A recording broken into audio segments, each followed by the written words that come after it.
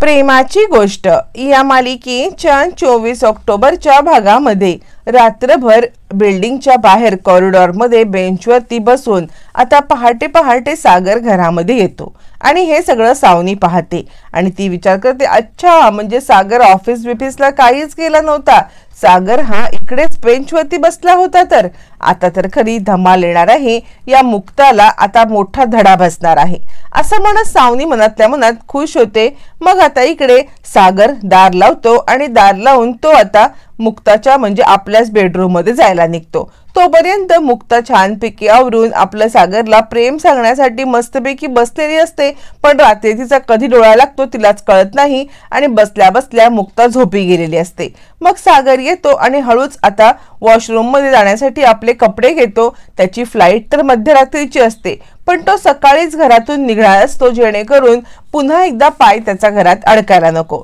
मग मुक्ता आता उठते आवाजामुळे आणि म्हणते, सागर सागर रात्रभर तुम्ही कुठे होतात, काय चाललंय तुमचं? म्हणजे मी तुम्हाला फोन केला होता, मला तुमच्याशी बरंच काही बोलायचं होतं, कारण आता तुम्ही इकडे निघून जाणार, आपलं बोलणंच होणार नाहीये, मग काल तरी तुम्ही वेळेत का नाही आलात? असं म्हणत मुक्ता सागरला प्रश्न विचारते, पण या सगळ्याची तुटक उत्तर देत सागर तिकडून निघून जातो। निघून जात असताना मुक्ता म्हणते, काय चाललंय, तुम्ही असे का वागताय? माझ्याबद्दलची काळजी मला तुमच्या डोळ्यात दिसत आहे, पण तरी सुद्धा तुम्ही असं वागताय, मला खरंच काही कळतच नाहीये असं म्हणत या सगळ्यामध्ये आता मात्र मुक्ता सागरकडे पाहते आणि तिला कळतच नाही की सागर आपल्यासोबत असं का वागतोय। मग सागर आता वॉशरूम मध्ये जातो, सागर अंघोळ करतो, अंघोळ करून सागर आता तडकत जाण्यासाठी तयार होतो, कारण फ्लाईट जरी मध्यरात्रीची असली तरी घरात कोणाला माहित नसतं की फ्लाईट मध्यरात्रीची आहे, त्यामुळे सागर आता सकाळी सकाळी निघतो सुद्धा। निघताना इकडे आता इंद्रा भरल्या डोळ्याने सागरची आरती करत असते, सागरचं औक्षण करत असते आणि सागरला हे तुझा प्रवास पण सुखाचा होऊ दे, तिकडे सुद्धा तुला यश मिळू दे असं म्हणत असते आणि स्वतःच्या तब्येतीची काळजी घे असं म्हणत त्याचं औक्षण करते। तुला खूप खूप यश मिळू दे, तू ज्या कामासाठी चालला आहेस ते काम व्यवस्थितरित्या पूर्ण होऊ दे असं म्हणत इंद्रा औक्षण करत असते आणि स्वतःच्या खाण्यापिण्याची काळजी घे, इथे तुझी बायको आहे, इथे तुझी बायको तुझी काळजी घेते, तिकडे कोण आहे, तिकडे कोण आहे जे तुझी काळजी घेईल, तिकडे कुणीही नाही तुझी काळजी घ्यायला, त्यामुळे स्वतःची काळजी तुलाच घ्यायला पाहिजे असं म्हणत ती आपल्या मुलाला समजवत असते। त्यावरती सागर म्हणतो, मम्मी तू काळजी करू नकोस, सगळं काही ठीक होणार आहे, मी स्वतःची काळजी घेईन, तू इथे स्वतःची काळजी घे बरं, आणि तू अशी रडत बसतेस तर तिकडे मला कसं काय चैन पडेल बरं, त्यामुळे तू सुद्धा रडू नको। आणि मग आता इकडे स्वाती म्हणते, मम्मी अगं तूच रडलीस दादूसचा पाय कसा घराच्या बाहेर निघेल, तू रडू नकोस बरं, तू स्वतःला समजाव, दादूसला या सगळ्यामध्ये तुझ्या आधाराची गरज आहे असं म्हणत स्वाती आता इकडे इंद्राला समजवत असताना सागर आता इकडे येतो स्वातीकडे आणि स्वाती तू सुद्धा तुझी आणि जुईची दोघींची सुद्धा काळजी घे बरं। यावरती स्वाती म्हणते, हो दादूस। यावरती आता स्वाती सागरला मिठी मारते। सागर म्हणतो, काळजी करू नकोस, मी जुईसाठी ना सिंगापूरवरून छान छान खेळणी पाठवेल, तिला सांग तुझा सागर मामाने तुझ्यासाठी ही खेळणी पाठवलेली आहेत म्हणून असं म्हणत सागर आता इकडे आपल्या स्वाती बहिणीला मिठीत घेतो आणि तिला समजावून सांगत असतो। स्वाती झाली, इंद्रा झाली, आता त्याचा मोर्चा कोमलकडे वळतो।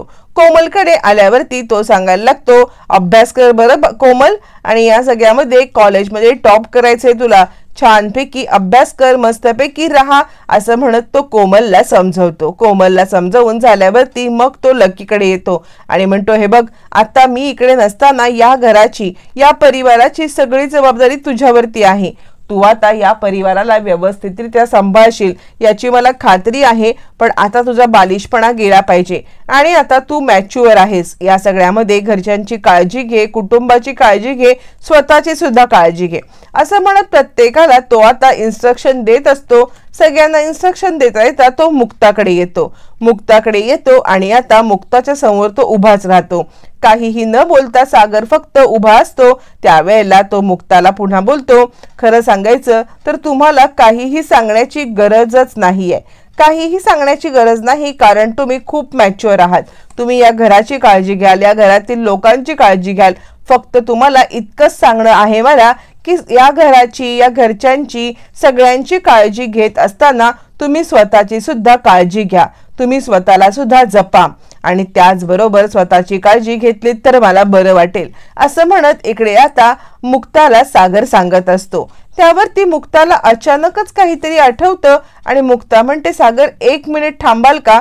मुक्ताने सागरसाठी म्हणजे सागरने मुक्तासाठी आता वेळ काल रात्री काढला नसल्यामुळे मुक्ताला काल रात्री आपण सागरसाठी आणलेलं ते गिफ्ट देताच आलं नसतं आणि ते गिफ्ट देता न आल्यामुळे मुक्ता आता या सगळ्यामध्ये विचार करते की सागरला हीच वेळ आहे, आपल्याला हे गिफ्ट सागरला द्यायलाच पाहिजे असा विचार करत आता मुक्ता सागरसाठी ते गिफ्ट आणण्यासाठी आतमध्ये जायला निघते आणि ती सागरला म्हणते, 2 मिनिटं तुम्ही इथे थांबा, मी येतेच असं म्हणत मुक्ता आत जाते आणि तोपर्यंत सागर विचार करतो, आता जर का या बाहेर आल्यावरती मग मात्र आता माझा पाय निघणार नाही, मला इथेच अडकून पडायला लागेल आणि ते सागरला होऊ द्यायचं नसतं।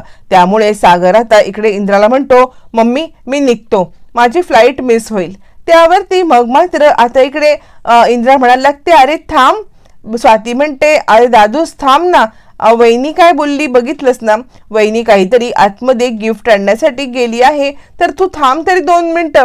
पण सागरला थांबायचंच नसतं कारण त्याला मुक्ताला फेस करायचं नसतं आणि त्यामुळे मग मात्र सागर म्हणतो, नाही माझी फ्लाईट लेट होईल, मी आता निघतो, मी करतो नंतर मुक्ताला फोन असं म्हणत सागर तिकडून निघतो आणि आता मुद्दामच मुक्ताला अवॉइड करण्यासाठी तो तिकडून निघून गेलेला असतो। तोपर्यंत इकडे सावनी विचार करते, वा सागर वा, म्हणजे या सगळ्यामध्ये मला वाटलं पण नव्हतं तू इतकी का ही पुढची स्टेप घेशील म्हणून असं म्हणत मुक्ता बाहेर यायच्या आधीच सागर आता पटकन तिकडून निघत असताना आता मात्र तो इंद्राच्या पाया पडतो, बाकी सगळ्यांना बाय बोलतो आणि सावनी त्याला ऑल द बेस्ट सागर असं म्हणते। सावनीला कधी एकदा सागर जातोय आणि कधी एकदा मला ती सागरने ठेवलेली प्रॉपर्टी मिळते असं झालेलं असतं, कारण या सगळ्यामध्ये सागरने ठेवलेली प्रॉपर्टी कधी एकदा आपण या सगळ्यामध्ये घेतोय असा ती विचार करत असते आणि आता मुक्ता आत असते, सावनी इकडे बाहेर असते आणि सागर निघून जातो। इंद्रा हदरते, इंद्रा आता डगमगायला लागते म्हणून स्वाती तिला खुर्चीवरती बसवते, मम्मी तू इथे बस बरं, स्वतःला त्रास करून घेऊ नकोस, दादूच काही थोड्या दिवसात येणार आहे परत असं म्हणत ती आता आपल्या आईला समजवत असते। तितक्यात मुक्ता बाहेर येते आणि सागर कुठे आहेत यावरती स्वाती म्हणते, मुक्ता तुला सुद्धा आत्ताच गिफ्ट आणण्यासाठी आज जायचं होतं का? अगं त्याची फ्लाईट मिस होत होती म्हणून तो गेला सुद्धा निघून। आता मात्र मुक्ता हदरते, हे काहीतरी वेगळंच दिसतंय, असं सागर माझ्यासोबत कसं वागू शकतील, थोडा वेळ थांबण्यासाठी त्यांना काय झालं होतं असं म्हणत मुक्ता आता विचार करते, पण ती विचार करता करता आपल्या हातामधलं गिफ्ट फक्त आपल्याच हातात ठेवते। सावनी विचार करते, वा वा वा मुक्ता, तू अशी हरलेली बघायला मला इतकं आवडते ना, तू खऱ्या अर्थाने हरलेली आहेस, खऱ्या अर्थाने म्हणजे इमोशनली हरलेस, सागर तुझ्यापासून लांब गेलाय म्हणून तू हरलेस आणि मी खऱ्या अर्थाने श्रीमंत झालेली आहे, म्हणजे तुला विरह आहे, तुला इमोशन्स झाले तुझ्या एकदम लो आणि त्यामुळे तू एकदम गरीब आहेस इमोशनली आणि सगळ्याच दृष्टीने, भावनिक सुद्धा, पण मी खरोखरची अमीर झाले ती म्हणजे पैशाने, कारण सागरने खूप सारी कॅश आणून तिजोरीत ठेवले, ही गोष्ट तुला माहिती नाहीये, ही गोष्ट जर कुणाला माहिती असेल तर ती फक्त मी आहे, मला माहिती आहे की सागरने पैसे आणलेत आणि कुठे ठेवलेत ते, त्यामुळे ते पैसे फक्त आणि फक्त मी घेणार आणि माझ्यासाठी त्या पैशांचा वापर करणार असं म्हणत सावनी आता हातामध्ये तिजोरीच्या चाव्या ठेवून ते पैसे कधी एकदा मी काढते असं तिला झालेलं असतं आणि कधी एकदा किटी पार्ट्या, कधी एकदा जो डायमंड नेकलेस, कधी एकदा पहिल्यासारखे खरेदी, कधी एकदा शॉपिंग, हे सगळं ती विचार करत असते। मुक्ता मात्र खरंच सागरच्या विरहामध्ये खूप खूप खूप उदास असते। नंतर आता इकडे सावनी आपल्या मैत्रिणीला फोन करते आणि ती म्हणते, मी तुला म्हटलं होतं ना की मला किटी लागली पाहिजे, मला पैशाची गरज आहे, पण नाही मी ते मजेतच म्हटलं होतं, मला काही पैशाची वगैरे गरज नाहीये, आत्ता मी तुम्हाला जे काही पैसे आहेत ना किटीचे ते पण देणार आहे आणि जुनी सुद्धा उधारी चुकवून टाकणार आहे, माझ्याकडे पैसे आहेत पण त्यावेळेला ते माझ्या हातात नव्हते असं म्हणत सावनी आता किटी पार्टीचं आयोजन करते आणि त्या किटी पार्टीमध्ये पैसे देण्याचा विचार करते।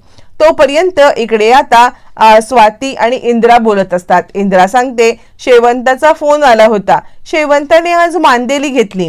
मला म्हणत होती तुझ्या सागराला मांदेली खूप आवडते ना, तर देऊ का पाठवून. तर मी तिला म्हटलं की आता तरी सागर नाहीये घरात, तो गेलाय सिंगापूरला. यावरती स्वाती सांगायला लागते, मम्मी अगं तिला सांग आत्ता नाही, पण जेव्हा 6 महिन्याने सागर येईल ना तेव्हा तू मांदेली दे म्हणून त्याला, किंवा आधीमध्ये तू येईलच ना तेव्हा मांदेली दे म्हणून. तितक्यात तिथे मिहीर येतो आणि ही गोष्ट शक्य नाही असं म्हणतो. त्यावरती मग मात्र इंद्रा म्हणते, काय रे मिहीर, काय बोलतोयस तू. यावरती मिहीर म्हणतो, हो तुम्ही सगळेजण विचार करताय की दादूस 6 महिन्यासाठी गेलेला आहे, पण तसं नाहीये. दादूस कायमचा सिंगापूरला सेटल होण्यासाठी गेलेला आहे. आता मुक्ताला खूपच राग येतो. मिहीर ठिकाणावर आहेस ना, काय बोलतोयस तू. अरे 6 महिन्यासाठी कंपनीचं काम आहे म्हणून ते गेलेत ना, आणि तू काय बोलतोयस कायमचं गेलेत म्हणून. अरे कसं शक्य आहे कायमचं जाणं. यावरती मिहीर म्हणतो, हो म्हणजे मला सुद्धा हे सगळं काही माहित नव्हतं, पण ज्या वेळेला मला त्याचे रेसिडेन्शियल विजाचे पेपर मिळाले ना तेव्हा मी अकाउंट डिपार्टमेंट चेक केलं, तर अकाउंट डिपार्टमेंटला ऑलरेडी हे माहिती होतं की सागर सिंगापूरला सेटिंग करणार आहे म्हणून, आणि त्यामुळे अकाउंट डिपार्टमेंटनी त्याचं तिकडचं सगळं व्यवहार बघितलेला आहे. पण हे मला मात्र आत्ताच समजलं. त्याने तिकडचा विजा कधी अप्लाय केला, तिकडे पूर्णपणे तिकडेच राहण्यासाठी त्याने आता कधी अप्लाय केलं, कधी हे सगळं मॅनेज केलं मला खरंच माहित नाही, आणि का मॅनेज केलं हे सुद्धा माहित नाहीये. आता मात्र सावनीला मोठा आनंद होतो. चला एकदाची बातमी घरच्यांपर्यंत पोहोचली, म्हणजे आता या सगळ्यामध्ये पुढची कामं करायला मी मोकळी. यावरती मुक्ता म्हणते, मिहीर हे कसं शक्य आहे, का सागर असं वागतील, मला नाही ही गोष्ट पटत आहे. मिहीर म्हणतो, वहिनी मला पण पटत नाहीये, पण ज्या वेळेला अकाउंट्स डिपार्टमेंटने ही गोष्ट सांगितली त्याच्यावरती विश्वास ठेवणं मला भागच होतं ना. तुमचं काही भांडण झालंय का. यावरती मग मात्र मुक्ता म्हणते, नाही भांडण कसलं, भांडण वगैरे आमचं काही झालेलं नाहीये असं म्हणत मुक्ता आपली बाजू सांगत असते, आणि खरंच भांडण वगैरे काही झालेलं नसतं. आणि त्यामुळे आता इकडे मुक्ता सांगायला लागते, काहीतरी गडबड आहे, ही गोष्ट शक्यच नाहीये. स्वाती म्हणते, मिहीर अरे काय बोलतोयस, आणि तो मुक्ताचं याच्यावरती आणि त्याचं मुक्तावरती खूप प्रेम आहे, असं कसं काय तो करू शकतो. यावरती लकी म्हणतो, काहीतरी गडबड झाली असेल तुझ्या ऐकण्यामध्ये किंवा तुझ्या बघण्यामध्ये. यावरती आता इकडे मिहीर म्हणतो, नाही मला अकाउंट डिपार्टमेंटने सगळं सांगितलेलं आहे. इंद्रा म्हणते, कसं शक्य आहे, तो तर इकडे आता मुक्तावरती खूप प्रेम करतो. सगळ्यांना खूपच वाईट वाटतं, नक्की काय चाललंय, सागर असं का वागतोय, सागर हे काय करतोय, मुक्ताला काही कळत नाही. त्याच वेळेला मिहीर म्हणतो, आणि हा पेपर दादूसने ठेवून गेला होता मुक्ता बहिणीसाठी. मुक्ता म्हणते, बघू कसला पेपर आहे. असं म्हणत मुक्ता तो पेपर आता त्याच्या हातातून जवळजवळ हिसकावून घेते आणि वेड्यासारखा फटाफट वाचायला लागते. वाचता वाचता मुक्ताला चक्कर येते आणि मुक्ता खाली पडणार. तितक्यात स्वाती आता खुर्ची घेते. मुक्ता थांब असं म्हणत ती मुक्ताला खुर्चीवरती बसवते. मुक्ता खुर्चीवरती बसते. इकडे आता स्वाती विचार करते, काय झालं असेल, कसला पेपर असेल, आणि सावनीला आनंदाच्या उकळ्या फुटत असतात. त्यावरती इंद्रा म्हणते, काय झालं सुनबाई, काय झालं, कसला पेपर आहे, कसला पेपर बघून तुला इतका त्रास झालाय, सांग ना कसला पेपर आहे. त्यावरती मुक्ता सांगते, घटस्फोटाचे पेपर आहे. आता मात्र दुसरा धक्का सगळ्यांना बसतो. पहिला धक्का म्हणजे हा सिंगापूरला कायमचं सेटल होणार, आपल्याला काही सांगितलं नाही, आणि दुसरा धक्का म्हणजे मुक्ताला डिवोर्स पेपर. सावनीचा आनंद गगनात मावेनासा होतो. म्हणजे आतापर्यंत सागर सोडून जाणार हे माहिती असतं, पण त्यानंतर सुद्धा आता इकडे डिवोर्स पेपर आणि हे सगळं, हे मात्र आता इकडे तिच्यासाठी आश्चर्याचीच गोष्ट असते. आणि तोपर्यंत इंद्रा म्हणते, काय आहे हे, कसले डिवोर्स पेपर, का घटस्फोट दिला त्यांनी तुला. अगं काहीच कळत नाहीये का सागराच्या मनात काय चाललंय ते. यावरती मिहीर म्हणतो, हो मला सुद्धा काहीच कळत नाहीये. सगळ्यांनाच धक्का बसतो, कारण सागरचं मुक्तावरती किती प्रेम आहे हे सगळ्यांना माहिती असतं. मग मुक्ता आता खंबीरपणे उभी राहते, आणि मिहीर मला सांग कधीची फ्लाईट आहे सागरची, खरं सांगा की फ्लाईट कितीची आहे. यावरती मिहीर कळबळतो. मुक्ता म्हणते, खरं बोल, काय आहे तुझ्या मनामध्ये. असं म्हटल्यावरती मग मात्र आता इकडे सावनी म्हणते, कसं आहे ना, म्हणजे मुक्ता तुझ्यापासून तो कंटाळला असेल ग, आणि म्हणूनच तुझ्यापासून दूर जाण्यासाठी त्याने घटस्फोटाचे पेपर देऊन कायमचा सिंगापूरला सेटल झालाय. इकडे इंद्रा चिडते, आणि सावने चटक चांदणे, तुझं तोंड तर तू बंदच ठेव, तुझी तर लायकी पण नाहीये माझ्या सुनेबद्दल आणि माझ्या मुलाबद्दल बोलायची, असं म्हणत ती आता सावनीवरती चिडते आणि सगळा राग सावनीवरती निघतो. सगळेजण इंद्राला सावरतात. त्यावरती इंद्रा आता मुक्ताला सांगते, सुनबाई सुनबाई तू सावर स्वतःला, असं कसं शक्य आहे? त्यावरती मुक्ता म्हणते, आता आपण काहीतरी करायला पाहिजे. इंद्रा म्हणते, काय करायचं आपण? मुक्ता म्हणते, काय करायचं म्हणजे काय? मला त्यांना जाब विचारायलाच पाहिजे. मिहीर बोल, कधीची फ्लाईट आहे? बोल मिहीर. मिहीर म्हणतो, मध्यरात्रीची. आता मुक्ता अजूनच चिडते, म्हणजे मध्यरात्रीची फ्लाईट आहे आणि हे सकाळपासून जाऊन बसलेत. काय गरज पडली त्यांना जाण्याची? सकाळपासून मला वाटलं सकाळचं फ्लाईट आहे म्हणून मी गिफ्ट द्यायला आतमध्ये गेले तरी सुद्धा ते थांबले नाहीत, निघून गेले, असं म्हणत आता मात्र मुक्ता खूपच हायपर होते. आणि मध्यरात्रीची फ्लाईट असल्यामुळे अजूनही मुक्तासाठी खूप वेळ पेंडिंग असतो. ती या सगळ्यामध्ये सागरला आता जाऊन भेटू शकत असते. मग मिहीरला सगळे डिटेल्स विचारून मुक्ता आपली कार काढते आणि तडक ती आता बाहेर जायला निघते. मिहीर म्हणायला लागतो, थांब मुक्ता वहिनी, मी सुद्धा तुझ्यासोबत येतोय. त्यावरती मुक्ता म्हणते, आता या सगळ्याचा जाब विचारल्याशिवाय मी गप्प बसणार नाहीये. सावनी विचार करते, जा मुक्ता जा. तर तू गेलीस काय, त्याला भेटलीस काय किंवा नाही भेटलीस काय, काहीही फरक पडणार नाही. एकदा का सागर विमानात बसला की संपलं सगळं, असं म्हणत आता ती खूपच खुश होत असते. कधी एकदा सागर जातोय, कधी एकदा ही मुक्ता एकटी पडते आणि कधी एकदा मला त्या तिजोरीमधले पेपर म्हणजे त्या तिजोरीमधले पैसे वापरता येतील. तोपर्यंत सागर आता इकडे एअरपोर्टच्या बाहेर, कारण बराच वेळ असतो तो लवकर निघालेला असतो म्हणून एअरपोर्टच्या बाहेर तो आता बसलेला असतो. आणि त्याच वेळेला त्याच्या डोक्यामध्ये मुक्ता, सई आणि त्याची पहिली भेट आठवते. कशा पद्धतीने सईला घेऊन त्याने आता मुक्ताच्या क्लिनिकमध्ये एंट्री केलेली असते आणि ते झालेल्या गडबडी, ती झालेली छानपैकी नोकझोक, मुक्ता आणि त्याची भांडणं, या सगळ्या गोष्टी त्याला आठवत असतात. त्यानंतर कशा पद्धतीने लग्न झालं, मग लग्नानंतर या सगळ्यामध्ये दोघ जण कसे एकत्र आले, हळूहळू दोघांच्या मधलं प्रेम कसं वाढत गेलं आणि मुक्ताने आपल्या घरच्यांची कशी काळजी घेतली, आपली कशी काळजी घेतली, या छोट्या छोट्या गोष्टी आता इकडे सगळा सागर आठवत असतो आणि मुक्तासोबतचे सगळे रोमॅन्टिक क्षण सुद्धा तो आठवत असतो. हे सगळं आठवत असताना सागरला आता मुक्ताने घेतलेलं पहिलं किस हे सुद्धा गोष्टी आठवतात आणि तो आता विचारच करत बसतो. सागरने आता मात्र मुक्ताने आपल्याला केलेली मदत हे सगळं आठवत असताना आपण मुक्ताला सोडून गेल्यावरती तिला होणारा त्रास हा सुद्धा त्याला समजतो आणि तो आता मुक्ताचा फोटो पाहत असतो. मुक्ताचा फोटो पाहत तो एकटक मुक्ता आणि आपली फॅमिली पाहत असतो आणि तो म्हणतो, मला माहितीये माझ्या पश्चात किती काही झालं तरी तुम्ही माझ्या कुटुंबाची खूप काळजी घ्याल, माझ्या कुटुंबाला आपल्या कुटुंबाप्रमाणे सांभाळाल आणि कुटुंबावरती कोणतंही संकट येऊ देणार नाही याची मला खात्री आहे. म्हणून तुमच्या जीवावरती मी हे घर तुमच्यावरती सोपवून निघून चाललोय.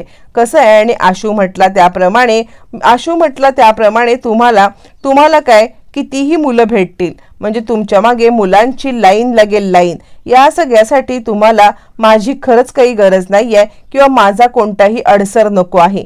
मी मात्र या सगळ्यामध्ये तुम्हाला सोडून चाललोय हे तुमच्या भल्यासाठी. मी निघून गेल्यावरती तुमच्या आयुष्यातून कायमची कटकट निघून जाईल आणि तुम्ही या सगळ्यामध्ये मोकळ्या व्हाल.